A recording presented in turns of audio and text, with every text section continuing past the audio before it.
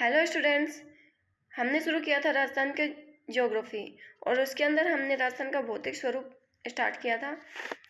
उसमें सबसे पहले हमने राजस्थान के मरुस्थलीय प्रदेश कंप्लीट कर लिया। अब हम पढ़ेंगे मध्यवर्ती अरावली पर्वतीय प्रदेश। अरावली पर्वतीय प्रदेश के अंदर हम देखेंगे कि यह 25 सेंटीमीटर और 50 सेंटीमीटर समवर्षा रेखा के बीच में पाया जाता है। कौन कौन से बेसिन है इसके अंदर? गग्गर बेसिन, शेखावाटी बेसिन, नागौर उच्च भूमि और लूणी बेसिन इसके मध्य पाए जाते हैं। तो अरावली पर्वतमाला एक प्राचीनतम वलित व अवशिष्ट पर्वतमाला है। कैसी है? प्राचीनतम है, वलित है और अवशिष्ट पर्वतमाला है। इसका विस्तार देखते हैं कि कुल लंबाई कितनी होती है। तो कुल लंबाई अरावली पर्वतमाला की पूछी जाए तो 692 किलोमीटर होती है। कितनी होती है? 692 किलोमीटर। अगर राजस्थान के अंदर लंबाई पूछ ले तो होती है 550 किलोमीटर। राजस्थान में कितनी होती है? तो राजस्थान में होती है 550 किलोमीटर, 550 किलोमीटर और लगभग 80% यह राजस्थान के अंदर फैली हुई है। औसत ऊंचाई कितनी होती है इसकी? तो औसत ऊंचाई होती है 930 मीटर। अरावली पर्वतमाला की औसत ऊंचाई कितनी होती है? 930 मीटर। अरावली पालनपुर गुजरात से रायसीना पहाड़ी संसद भवन दिल्ली तक फैली हुई है। और यह गुजरात में पालनपुर गुजरात से रायसीना पहाड़ी संसद भवन दिल्ली तक फैली हुई है। और राजस्थान के अंदर पूछी जाए तो राजस्थान में कहाँ से कहाँ तक फैली हुई है? राजस्थान में खेड़ बर्मा सिरोही से लेकर खेतड़ी झुंझुनू तक। तो खेड़ बर्मा सिरोही से लेकर खेतड़ी झुंझुनू तक फैली हुई है। अरावली पर्वतीय प्रदेश में कुल भूभाग 9.3% है। अरावली पर्वत प्रदेश में कुल भूभाग कितने? 9.3% है। जनसंख्या ध्यान रखना, इसमें जनसंख्या 10% जनसंख्या यहाँ पर निवास करती है। अक्षांशीय विस्तार देखते हैं इसका। तो 23 डिग्री 48 मिनट उत्तरी अक्षांश से 29 डिग्री उत्तरी अक्षांश तक फैली हुई है। अक्षांशीय विस्तार क्या है इसका? 23 डिग्री 48 मिनट उत्तरी अक्षांश से 29 डिग्री उत्तरी अक्षांश तक यहाँ फैली हुई है। अब देखते हैं अरावली पर्वतमाला की उत्पत्ति कैसे हुई है। अरावली प्रदेश आद्य महाकल्प के प्री कैम्ब्रियन काल, कौन से काल? प्री कैम्ब्रियन काल तथा प्री पैलियोजोइक काल में गोंडवाना लैंड में वलन की क्रिया से हुई है। तो ये सब कुछ पहले बता ही दिया था राजस्थान की उत्पत्ति के अंदर कि गोंडवाना लैंड से किसका निर्माण हुआ है? अरावली पर्वतमाला और हाड़ौती के पठार का। तो अरावली किससे आ जाएगी? गोंडवाना लैंड से वलन की क्रिया के द्वारा। प्री कैम्ब्रियन चट्टानों का वर्णन सर्वप्रथम A.M. हेरोन ने किया था। और इन प्री कैम्ब्रियन चट्टानों का वर्णन किसने किया था? तो सर्वप्रथम A.M. हेरोन के द्वारा किया गया था। अरावली की तुलना USA के अपलेशियन पर्वत से की जाती है। इंपॉर्टेंट है, अरावली की तुलना किससे की जाती है? तो USA के अपलेशियन पर्वत से की जाती है। अरावली का सर्वाधिक विस्तार, ये भी इंपॉर्टेंट है, सर्वाधिक विस्तार पूछते हैं। तो अरावली का सर्वाधिक विस्तार होता है उदयपुर के अंदर और सबसे कम विस्तार अगर पूछा जाए तो वो कहाँ आता है? अजमेर के अंदर। इसकी चौड़ाई दक्षिण पश्चिम में सर्वाधिक होती है। अरावली सर्वाधिक चौड़ी कौन सी साइड होती है? तो दक्षिण पश्चिम में होती है। मध्यवर्ती में अत्यधिक सकड़ी हो जाती है और उत्तर पूर्व में चौड़ाई पुनः बढ़ जाती है। तो दक्षिण पश्चिम में ये चौड़ी होती है, फिर मध्य के अंदर आकर इसकी चौड़ाई कम हो जाती है और फिर उत्तर पूर्व के अंदर ये वापस से क्या हो जाती है? पुनः चौड़ी हो जाती है। राजस्थान में अरावली का विस्तार दक्षिण पश्चिम से उत्तर पूर्व की ओर है। ये भी ध्यान रखना कि अरावली का विस्तार किस साइड से है। तो ये ऐसे अरावली का विस्तार ये दक्षिण पश्चिम से उत्तर पूर्व की ओर है। उत्तर पूर्व से दक्षिण पश्चिम की ओर आने पर ऊंचाई व चौड़ाई बढ़ती है। उत्तर पूर्व से जब अपन दक्षिण पश्चिम में आते हैं तो इसकी चौड़ाई क्या होती है? ऊंचाई और चौड़ाई दोनों ही बढ़ती है। अरावली की सर्वाधिक ऊंचाई पूछी जाए तो सर्वाधिक ऊंचाई कहाँ है? सिरोही के अंदर। और न्यूनतम ऊंचाई पूछे तो न्यूनतम ऊंचाई जयपुर में। और विस्तार सर्वाधिक कहाँ था? तो सर्वाधिक विस्तार था उदयपुर में और सबसे कम विस्तार कहाँ था? अजमेर के अंदर। और ऊंचाई सर्वाधिक सिरोही माउंट आबू के अंदर। माउंट आबू में सबसे ऊंची चोटी ना गुरु शिखर, और न्यूनतम ऊंचाई इसकी जयपुर के अंदर है। आगे देखते हैं अरावली की राजस्थान में सर्वाधिक चौड़ाई, अगर चौड़ाई पूछी जाए तो सर्वाधिक चौड़ाई राजसमंद से बांसवाड़ा के मध्य है तथा सर्वाधिक ऊंचाई राजसमंद से सिरोही के बीच है। ऊंचाई कहाँ सर्वाधिक इसकी? राजसमंद से सिरोही के बीच है और चौड़ाई राजसमंद से बांसवाड़ा के बीच में। ऊंचाई के आधार पर अरावली का विस्तार 8 जिलों कौन कौन से जिलों के अंदर है? ऊंचाई के आधार पर है ये अलवर, जयपुर, सीकर, झुंझुनू, अजमेर, राजसमंद, उदयपुर और सिरोही के अंदर है। तो ऊंचाई के आधार पर अरावली का विस्तार 8 जिलों में है। राजस्थान में अरावली का लगातार विस्तार 9 जिलों बांसवाड़ा, डूंगरपुर, उदयपुर, सिरोही, राजसमंद, चित्तौड़गढ़, प्रतापगढ़, भीलवाड़ा और अजमेर के अंदर है। तो राजस्थान के अंदर अरावली का लगातार विस्तार कितने जिलों के अंदर है? तो 9 जिलों के अंदर अरावली का विस्तार है।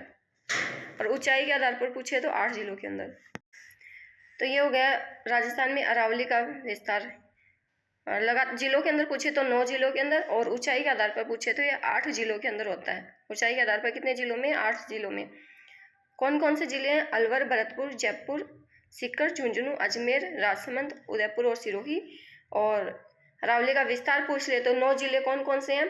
तो नीचे से देखें तो बांसवाड़ा, डूंगरपुर, उदयपुर, सिरोही, राजसमंद, चित्तौड़गढ़, प्रतापगढ़, भीलवाड़ा और अजमेर। राजस्थान में अरावली का विस्तार 9 + 3 जिलों यानी कुल कितने हो गए? 12 जिले। जयपुर, दौसा, 3 जिले कौन से हैं एक्स्ट्रा? तो ये हो गए जयपुर, दौसा और अलवर। ऊंचाई के आधार पर अरावली का विस्तार, तो ऊंचाई के आधार पर अरावली का विस्तार माना जाता है 9 + 4 जिलों के अंदर। तो 9 तो ये जिले हो गए, इसके अलावा 4 जिले और आ जाएंगे। राजस्थान में अरावली का विस्तार कुल 16 जिलों के अंदर है। अरावली का विस्तार कुल कितने जिलों में है? तो कुल जिले पूछे तो कुल 16 जिलों के अंदर है। 9 जिले तो ये जो लगातार विस्तार वाले हैं ये हैं, और 7 जिले कौन से आ जाएंगे? जयपुर, अलवर, सीकर, झुंझुनू, जालोर, बाड़मेर और जैसलमेर, ये 7 जिले आ जाएंगे। तो अरावली का विस्तार कुल जिले पूछ ले तो कुल कितने जिले आ जाएंगे? 16 जिले आ जाएंगे।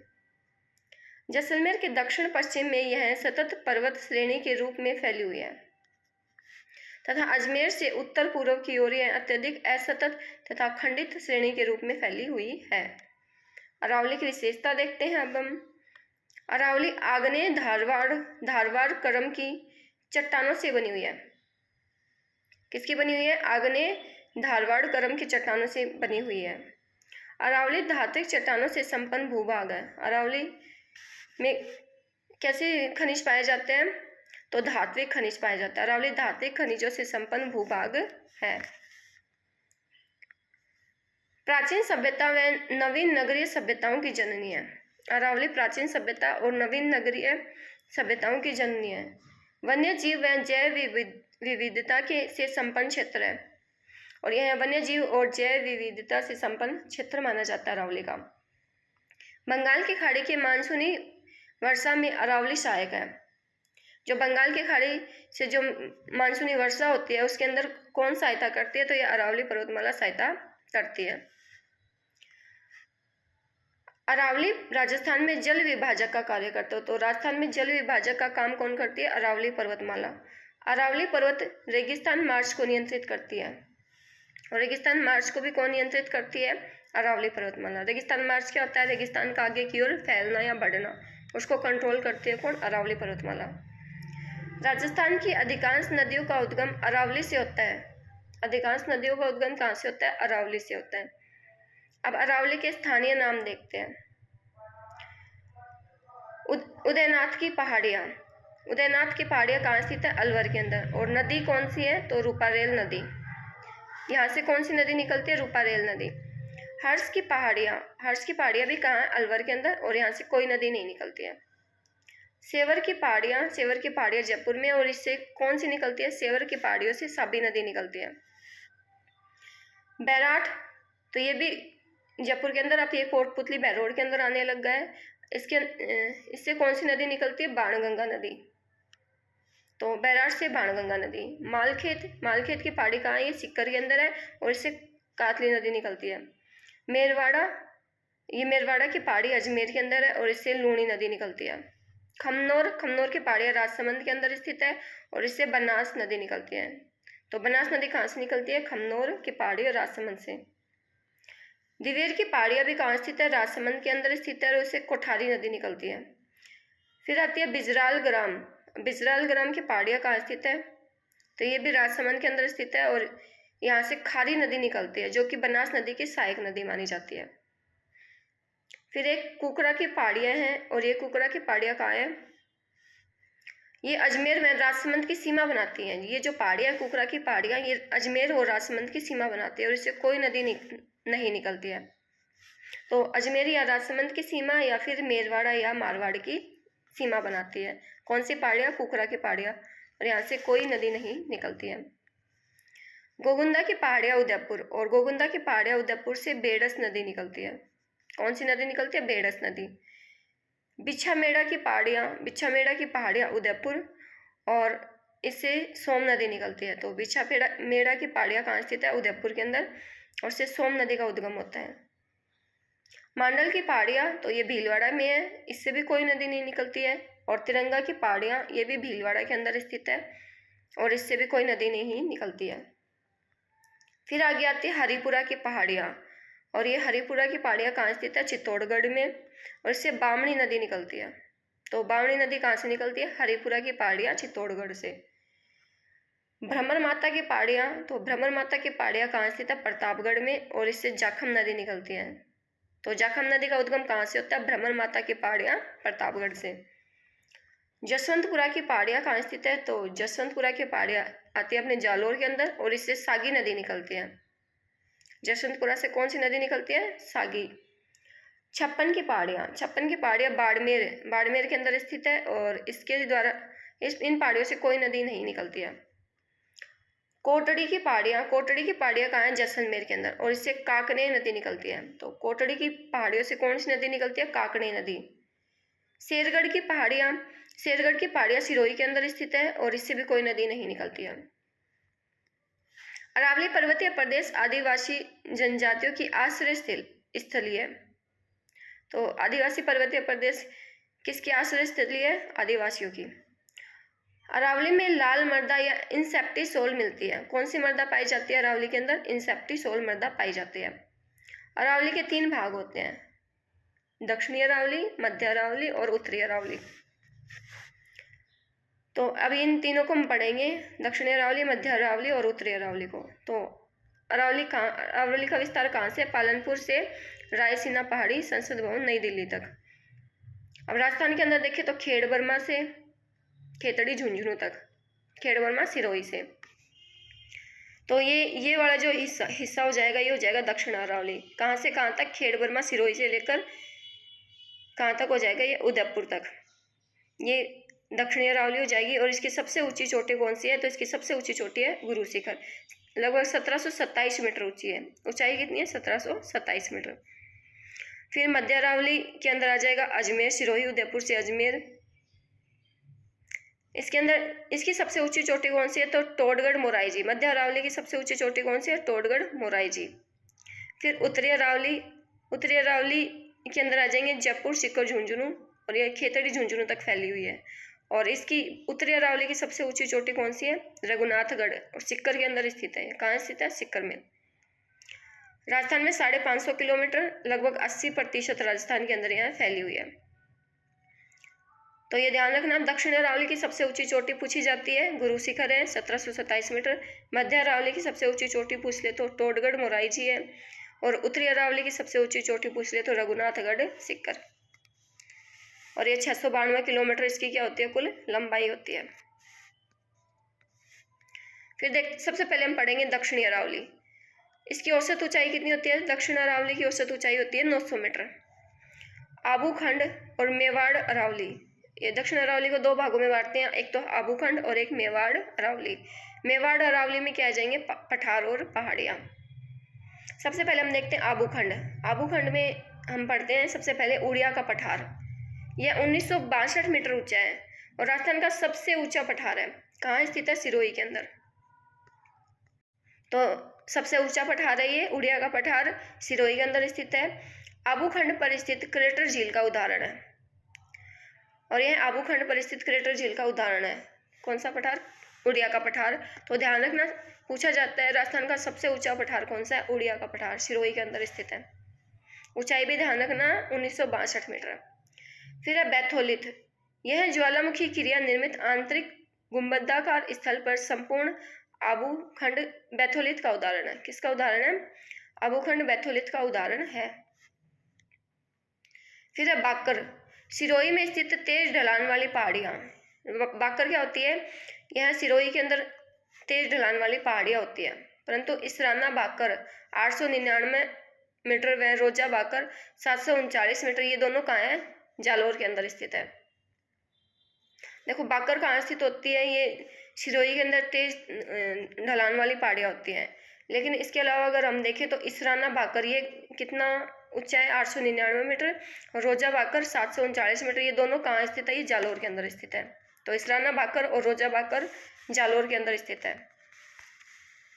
फिर पढ़ते हैं मेवाड़ अरावली।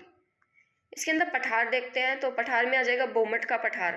बोमट का पठार सिरोही, उदयपुर, डूंगरपुर और बांसवाड़ा के अंदर फैला हुआ है। यह भगत भील आंदोलन के लिए प्रसिद्ध है। तो बोमट का पठार किसके लिए प्रसिद्ध है, भगत भील आंदोलन के लिए। भोराट का पठार, भोराट का पठार गोगुंदा, उदयपुर से कुंभलगढ़, राजसमंद के मध्य स्थित है। तो गोगुंदा उदयपुर से कुंभलगढ़, राजसमंद के मध्य स्थित है। इस पठार पर सायरा 900 मीटर, उदयपुर सायरा कहाँ स्थित है, उदयपुर के अंदर, और ये सायरा चोटी उदयपुर में स्थित है, 900 मीटर ऊंची है। और ये राजस्थान का दूसरा सबसे ऊंचा पठार है। तो राजस्थान का दूसरा सबसे ऊंचा पठार कौन सा है, बोराट का पठार। और सबसे ऊंचा पठार कौन सा था, उड़िया का पठार। फिर आता है मेसा का पठार। मेसा का पठार कहाँ स्थित है, ये चित्तौड़गढ़ में स्थित है। बैथोलित अपर द्वीप टोपीनुमा पठार होता है, ये कैसा पर्वत है, टोपीनुमा पठार है, चित्तौड़गढ़ में स्थित है। लसाड़िया का पठार, लसाड़िया का पठार उदयपुर में स्थित है। जयसमंद से दक्षिण पूर्व में स्थित है, राजस्थान का सबसे उबड़ खाबड़ पठार है। तो लसाड़िया का पठार कैसा है, उबड़ खाबड़ पठार है। लसाड़िया आंदोलन संत माऊजी ने चलाया था। और ये लसाड़िया आंदोलन किसने चलाया था, संत माऊजी ने चलाया था। लसाड़िया का पठार उदयपुर में। ऊपरमाल का पठार, ऊपरमाल का पठार इंपॉर्टेंट है। भैंसरोडगढ़ चित्तौड़गढ़ से बिजोलिया भीलवाड़ा के मध्य स्थित है। ऊंचाई पर स्थित उपजाऊ भूमि होती है। कहाँ से कहाँ तक है, तो भैंसरोडगढ़ चित्तौड़गढ़ से बिजोलिया भीलवाड़ा के मध्य ऊंचाई पर स्थित उपजाऊ भूमि होती है, क्या, ऊपरमाल का पठार। तो ये पठार हो गए। अब देखते हैं पहाड़ियाँ। गिरवा की पहाड़ियाँ, गिरवा की पहाड़ियाँ उदयपुर जिले में पहाड़ियों से गिरा हुआ तस्तरी नुमा बेसिन होता है। तो गिरवा की पहाड़ी क्या होती है, उदयपुर जिले में पहाड़ियों से गिरा हुआ तस्तरी नुमा क्या होता है, बेसिन होता है। फिर मगरा की पहाड़ियाँ, मगरा की पहाड़ियाँ कहाँ स्थित है, तो ये उदयपुर के अंदर। उदयपुर में उत्तर पश्चिम भाग में पहाड़ियों का स्थानीय नाम क्या होता है, पहाड़ियों को क्या बोला जाता है, यहाँ पर मगरा बोला जाता है। तो उदयपुर में उत्तर पश्चिम भाग में पहाड़ियों का स्थानीय नाम होता है मगरा। फिर आता है देशहारों। उदयपुर के रागा तथा जरगा पहाड़ियों के मध्य स्थित सदैव हरा भरा क्षेत्र क्या कहलाता है, देशहारों। दक्षिण अरावली की प्रमुख चोटियां। अब दक्षिण अरावली की सबसे ऊंची चोटी तो कौन सी है, गुरु शिखर, 1722 मीटर ऊंची है। कितनी ऊंची है, 1722 मीटर। कर्नल टोड ने संतों का शिखर कहा है, कर्नल टोड ने इसको गुरु शिखर को क्या कहा है, संतों का शिखर कहा है। यहाँ पर गुरु शिखर की चोटी पर एक मंदिर बना हुआ है जिसकी ऊंचाई कितनी है, 5 मीटर। और ये टोटल मिलाकर इसकी ऊंचाई मानी जाती है 1727 मीटर मानी जाती है। तो सबसे ऊंची चोटी होगी गुरु शिखर। फिर आती है शेर। शेर कहाँ है, ये सिरोही के अंदर ही है। गुरु शिखर भी सिरोही के अंदर है। और इसकी ऊंचाई कितनी होती है, 1597 मीटर। कितनी होती है, 1597। फिर दिलवाड़ा, दिलवाड़ा सिरोही के अंदर, और इसकी होती है 1442 मीटर। कितनी होती है, 1442 मीटर होती है दिलवाड़ा सिरोही की। जरगा, जरगा कहाँ स्थित है, तो जरगा की पहाड़ियाँ उदयपुर में, और 1430 मीटर ऊंचाई होती है इनकी। अचलगढ़, अचलगढ़ कहाँ है, अचलगढ़ सिरोही में है, और ये 1381 मीटर ऊंची है। कितनी ऊंची है, 1381 मीटर। कुंभलगढ़ राजसमंद में 1224 मीटर। धोनिया उदयपुर में 1183 मीटर। और ऋषिकेश, ऋषिकेश कहाँ है, ये सिरोही के अंदर स्थित है, और 1017 मीटर। यहाँ पर अचलगढ़ के बाद में आएगी ये आबू आएगी। आबू कहाँ है, सिरोही के अंदर, 1295 मीटर ऊंची है। कितनी ऊंची है, 1295। कमलनाथ की पहाड़ियाँ ये उदयपुर के अंदर 1001 मीटर ऊंची है। कितनी ऊंची है, 1001 मीटर। तो ये दक्षिण अरावली की प्रमुख चोटियों का क्रम हो गया। सबसे पहले गुरु शिखर 1722 मीटर, फिर गुरु शिखर के बाद में आती है शेर सिरोही, दिलवाड़ा सिरोही के अंदर 1442, दिलवाड़ा के बाद में आती है जरगा उदयपुर में 1430, चरखा के बाद में अचलगढ़ सिरोही, अचलगढ़ के बाद में आएगी आबू, आबू सिरोही के अंदर 1295। फिर आबू के बाद में कुंभलगढ़ राजसमंद 1224, धोनिया, धोनिया कहाँ है? उदयपुर के अंदर 1183, ऋषिकेश सिरोही, और फिर कमलनाथ उदयपुर 1001 मीटर। कमलनाथ के बाद में आती है सज्जनगढ़, सज्जनगढ़ उदयपुर में स्थित है 938 मीटर। सज्जनगढ़ के बाद में सायरा 900 मीटर, ये भी उदयपुर में स्थित है। Lilagarh Udaipur 874 metre, Nagpani Udaipur 867 metre, Gogunda Udaipur 840, Katra Udaipur 450 metre और ऋषभदेव 400 मीटर। तो ये दक्षिण अरावली की प्रमुख चोटियाँ हो गई अब उनके क्रम के अनुसार। सबसे ऊंची चोटी गुरु शिखर चोटी। फिर आती है मध्य अरावली। मध्य अरावली की औसत ऊंचाई कितनी होती है? 550 से 700 मीटर इसकी औसत ऊंचाई होती है। मध्य अरावली अजमेर के अंदर फैली हुई है। नाग पहाड़ियाँ, पहाड़ियाँ देखते हैं, नाग पहाड़ियाँ ये कहाँ स्थित है? अजमेर के अंदर। और अजमेर में सर्पिलाकार पहाड़ियाँ होती हैं। कैसी होती हैं? सर्पिलाकार पहाड़ियाँ। टोडगढ़ मोराइजी, ये भी अजमेर में स्थित है, 933 मीटर, और ये मध्य अरावली की सबसे ऊंची चोटी मानी जाती है ना, टोडगढ़ मोराइजी। फिर तारागढ़, तारागढ़ ये अजमेर के अंदर स्थित है, 879। नाग पहाड़ ये भी अजमेर में 795 मीटर। तो ये मध्य अरावली हो गई। अब देखते हैं उत्तरी अरावली। उत्तरी अरावली कहाँ फैली हुई है? जयपुर, अलवर, सीकर और झुंझुनू में। प्रमुख चोटियाँ देखते हैं तो उत्तरी अरावली की सबसे ऊंची चोटी आती है रघुनाथगढ़, रघुनाथगढ़ 1055 मीटर सीकर के अंदर। फिर आती है खो पहाड़ी, और ये खो पहाड़ी कहाँ है? जयपुर के अंदर है, 920 मीटर। तो उत्तरी अरावली की सबसे ऊंची चोटी पूछ ले तो रघुनाथगढ़ आ जाएगी सीकर के अंदर। सेकंड पूछ ले तो इसके बाद में आती है खो, ये खो पहाड़ियाँ होती है जयपुर के अंदर, 920 मीटर। फिर भड़ोच अलवर के अंदर 792 मीटर, बरवाड़ा जयपुर में 786 मीटर, बबाई झुंझुनू के अंदर 780 मीटर, बिलाड़ी ये अलवर के अंदर 775 मीटर, बैराट, बैराट जयपुर के अंदर है, जयपुर के अंदर फिलहाल ये कोटपुतली बैरोड के अंदर आने लग गया अब, ये 704 मीटर। भानगढ़, तो भानगढ़ की पहाड़ियाँ कहाँ स्थित है? ये भानगढ़ अलवर के अंदर है, 749 मीटर। कितनी ऊंची है? 749 मीटर। जयगढ़, जयगढ़ जयपुर के अंदर 748 मीटर, और फिर नाहरगढ़ ये जयपुर के अंदर 599 मीटर। अन्य चोटियों के अंदर देखते हैं तो मनोहरपुर आती है जयपुर के अंदर 747 मीटर, और झाड़ोल ये कहाँ आती है? जयपुर उदयपुर के अंदर। झाड़ोल कहाँ स्थित है? उदयपुर में 588 मीटर। सर्प के फन जैसी आकृति की पहाड़ियाँ सेंदड़ा पाली में स्थित है, और सांप के फन की जैसी आकृति की पहाड़ियाँ कहाँ स्थित है? तो ये सेंदड़ा पाली में स्थित है। अब अरावली के प्रमुख दर्रे देखते हैं, दर्रे या फिर नाल, या इसको क्या कहते हैं? गलियारा कहते हैं।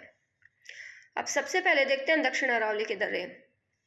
दक्षिण अरावली में हम देखेंगे उदयपुर के दर्रे। उदयपुर में केवड़ा की नाल, उदयपुर व राजसमंद के मध्य का मार्ग जो उदयपुर को अहमदाबाद से जोड़ता है। उदयपुर को किससे जोड़ता है? अहमदाबाद से। तो केवड़ा की नाल कहाँ हो गई? उदयपुर और राजसमंद के मध्य का मार्ग हो गया। फिर आती है फुलवारी की नाल, और फुलवारी की नाल झाड़ोल उदयपुर से कोटड़ा उदयपुर के मध्य कहाँ स्थित है? झाड़ोल उदयपुर से कोटड़ा उदयपुर के मध्य का मार्ग है, और यहाँ प्रताप की कर्म स्थली है। फुलवारी की नाल क्या मानी जाती है? प्रताप की कर्म स्थली। फिर आती है चिरवा की नाल, यह उपरोक्त तीनों नाल उदयपुर को अहमदाबाद से जोड़ते हैं, और ये तीनों नाल केवड़ा की नाल, फुलवारी की नाल और चिरवा की नाल ये किसको जोड़ते हैं? ये उदयपुर को अहमदाबाद से जोड़ते हैं। देबारी की नाल, देबारी की नाल उदयपुर से चित्तौड़ के मध्य मार्ग में स्थित है। चित्तौड़ से उदयपुर के मध्य मार्ग को क्या कहते हैं? देबारी की नाल। तो उदयपुर से चित्तौड़ के मध्य का मार्ग हो गया। और यहाँ से कौन सा नेशनल हाईवे निकलता है? तो NH-21। फिर आते हाथी दर्रा या हाथी गुड्डा की नाल, यह उदयपुर से पिंडवाड़ा सिरोही तक, उदयपुर से पिंडवाड़ा सिरोही तक फैली हुई है। उदयपुर से पिंडवाड़ा तक कौन सा दर्रा है? हाथी दर्रा। तो उदयपुर के दर्रे हो गए। अब देखते हैं राजसमंद के दर्रे। राजसमंद में पहला गोरम घाट, आमेट राजसमंद से मारवाड़ जंक्शन पाली के मध्य का रेल मार्ग है। तो आमेट है, ये आमेट राजसमंद से मारवाड़ जंक्शन पाली के मध्य का रेल मार्ग है गोरम घाट। तो गोरम घाट हो गया राजसमंद के अंदर, राजसमंद से मारवाड़ जंक्शन तक। फिर आता है कामली घाट। ये कामली घाट ब्यावर से गोमती राजसमंद के मध्य का मार्ग है। तो ब्यावर से गोमती राजसमंद के मध्य कौन सा है? कामली घाट है। आमेट राजसमंद से मारवाड़ जंक्शन पाली के मध्य का रेल मार्ग है। फिर आते हैं पगला की नाल, जिलावल की नाल। जिलावल कुंभलगढ़ के लिए मार्ग होता है। तो ये क्या कहाँ के हो गए? राजसमंद के दर्रे हो गए। तो राजसमंद के दर्रों में आ गया गोरम घाट, कामली घाट, पगला की नाल और जिलावल की नाल। फिर देखते हैं पाली के दर्रे। अब पाली में आ जाएगा सबसे पहले देसूरी की नाल। राजस्थान का सबसे लंबा दर्रा है ये। तो राजस्थान का सबसे लंबा दर्रा पूछ ले तो देसूरी की नाल। मेवाड़ मारवाड़ के मध्य सीमा निर्धारण करता है। तो मेवाड़ और मारवाड़ के मध्य सीमा निर्धारण कौन करता है? देसूरी की नाल। और NH 162 यहाँ से गुजरता है। पाली से राजसमंद तक फैली हुई है क्या? देसूरी की नाल। फिर देखते हैं सोमेश्वर की नाल। और सोमेश्वर की नाल पाली को राजसमंद से जोड़ती है। पाली को किससे जोड़ती है? राजसमंद से। और स्वरूप घाट। फिर देखते हैं मध्य अरावली के दर्रे। मध्य अरावली के दर्रे में बरदर्रा कहाँ स्थित है? पाली के अंदर। और यह पाली से ब्यावर के मध्य का मार्ग है। मध्य अरावली में अजमेर के दर्रे देखते हैं। अजमेर में कौन कौन से दर्रे स्थित है? तो शिवपुरी सूरा घाट जो अजमेर को राजसमंद से जोड़ता है। अजमेर को राजसमंद से। एक आता है परवेरिया नाल। तो अजमेर में शिवपुरी सूरा घाट, दूसरा परवेरिया नाल, कछवाड़ी नाल, पीपली नाल और अररिया नाल। ये सभी कहाँ के दर्रे हैं? तो ये अजमेर के दर्रे हैं। उत्तरी अरावली में कोई दर्रा स्थित नहीं है। तो उत्तरी अरावली के अंदर एक भी दर्रा स्थित नहीं है। अरावली प्रदेश में मुख्यतः सात जिले आते हैं। पूर्वी मैदानी प्रदेश सब हम पढ़ेंगे नेक्स्ट वीडियो के अंदर। ये हमने आज राजस्थान की क्या कर ली? अरावली पर्वतमाला को कंप्लीट कर लिया है। अब हम नेक्स्ट वीडियो के अंदर पढ़ेंगे राजस्थान के पूर्वी मैदानी प्रदेश, और हाड़ौती का पठार भी अपन नेक्स्ट वीडियो के अंदर कंप्लीट कर लेंगे। तो मिलते हैं नेक्स्ट वीडियो के अंदर।